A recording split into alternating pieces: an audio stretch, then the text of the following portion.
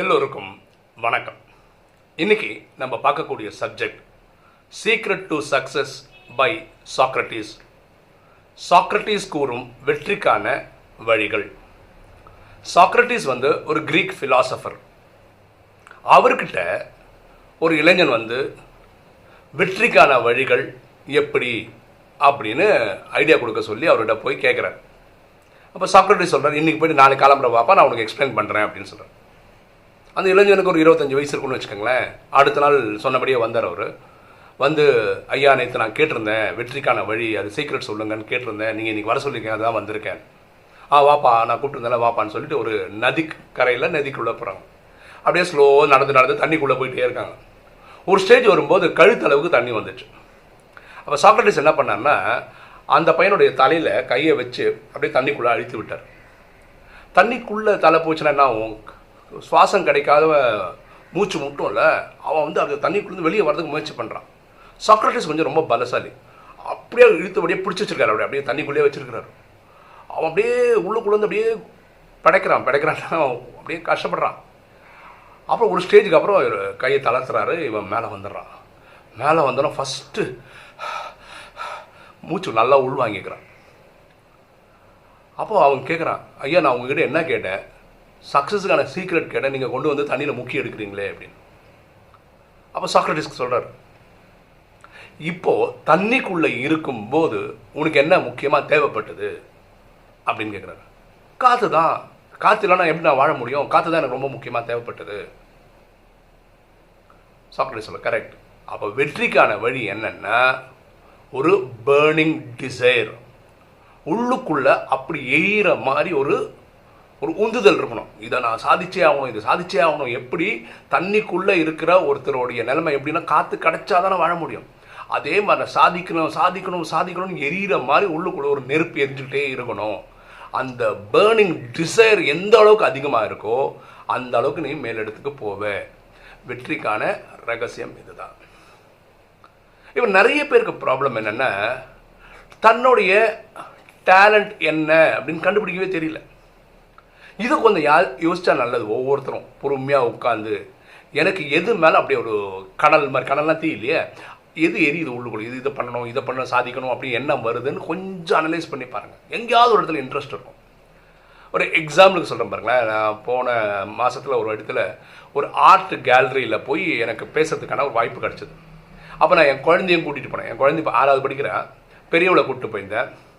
Art கேலரியில் இருக்கிற எல்லா படங்களும் ரொம்ப பியூட்டிஃபுல்லாக வரைஞ்சிருந்தாங்க. சின்ன பசங்க 6வது 7வது பசங்க படித்தாங்க.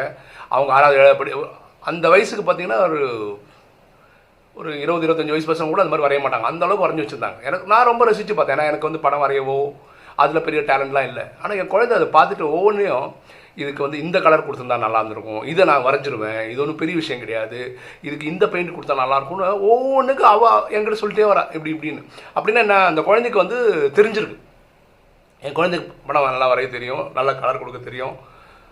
அப்போது அவள் அனலைஸ் பண்ணுறான். இது இப்படி பண்ணியிருக்கணும், இது அப்படி பண்ணியிருக்கணும், இது இப்படி பண்ணியிருக்காங்க, இது எப்படி பண்ணணும்னு எனக்கு தெரியாது, நான் கற்றுக்கணும். அப்போது அவளுக்கு அதில் திறமை இருக்குது, நான் கண்டுபிடிச்சிட்டேன். ஓகேவா? குழந்தைக்கும் தெரியுது அதில் தான் நம்மளுடைய ஸ்ட்ரென்த்துன்னு. அப்போது அதனால தான் கூட்டிகிட்டே போனேன் குழந்தைய.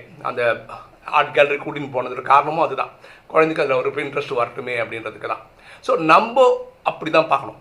நம்மக்குள்ளே இருக்கிற பேர்னிங் டிசைர் என்ன, நமக்குள்ளே கொழுந்து விட்டு எரியிற ஆசை என்ன, ஆர்வம் என்னன்னு கண்டுபிடிக்கணும். பார்த்துங்களா, ஒரு தீக்குச்சி இருக்குது, பயங்கர குளிராக இருக்குன்னு வச்சுக்கோங்களேன். தீக்குச்சி கொளுத்திட்டு இப்படியே பிடிச்சா அந்த குளிர் போகிற அளவுக்கு சூடு அந்த தீப்பெட்டி குச்சி மட்டும் தருமா? தரவே தராது.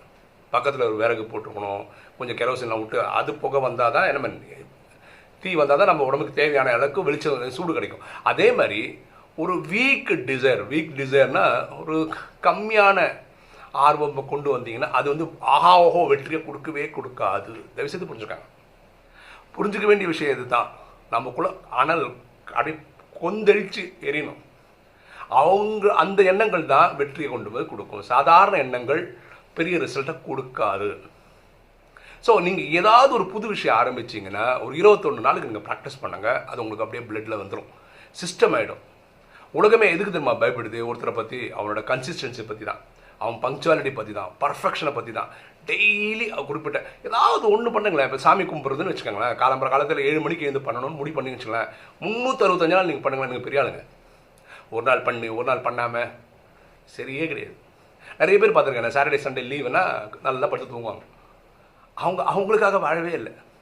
ஸ்கூல் இருக்கிறதுனால எழுந்துப்பாங்க, வேலைக்கு போகணுன்றதால வேலைக்கு போவாங்க. 7 நாளும் நமக்காக பண்ணுறாங்க. அப்படி தான் நம்ம இருந்தாகணும்.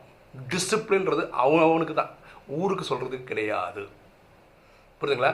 ஒரு வெற்றிக்கான ஃபார்முலா சாக்ரட்டிஸ் சொன்னது எப்படி ரொம்ப ப்ராக்டிக்கலாக புரிய வச்சுட்டு, தண்ணிக்குள்ளே போய் முக்க வச்சுட்டு அங்கே தேவை காற்று தான். அந்த மாதிரி நீங்கள் வெற்றி அடைஞ்சாகணும்னா உங்களுக்குள்ள அனல் அப்படி கொந்தளித்து வரணும். அவங்களால மட்டும்தான் வெற்றியை பார்க்க முடியும். ஓகே, இன்றைக்கி வீடியோ உங்களுக்கு பிடிச்சிருக்குன்னு நினைக்கிறேன். பிடிச்சா லைக் பண்ணுங்கள், சப்ஸ்கிரைப் பண்ணுங்கள், ஃப்ரெண்ட்ஸுக்கு சொல்லுங்கள், ஷேர் பண்ணுங்கள், கமெண்ட்ஸ் போடுங்கள். தேங்க்யூ.